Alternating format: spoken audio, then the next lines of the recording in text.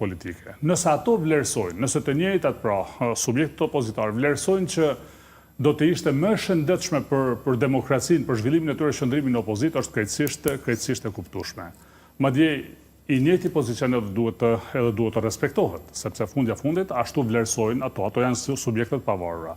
Por kjo aplikohet vetëm në rastin e kuvendit, respektivisht në rastin e qeverisë. Pra është vullnet, është verdikt, është çështje e bindjes në këtë rast për shembull të lidhjes demokratike ose të Partisë Demokratike, përfshik këtu edhe aleancët që dëshirojnë të jenë pjesë e lojës SSU.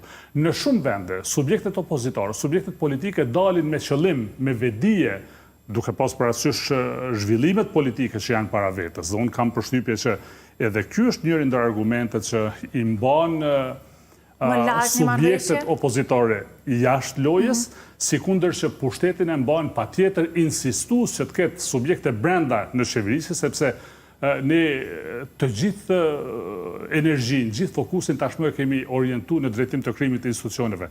Për një çast kemi harruar se çfarë agjende politike, çfarë agjende e rëndë politike e pret vendin sa po të jenë formuar këto institucione. Prandaj mendoj që kjo është e para, kurse është paradoksale, është krejtësisht e pakuptueshme, është jo në interes të vendit, qëndrimi i pozitës dhe opozitës jashtë procesit sa herë që flitet për zgjedhjen e presidentit. Në rastin e zgjedhjes së presidentit, mendoj që të gjitha subjektet opozitare duhet të jenë pjesë e tryezës.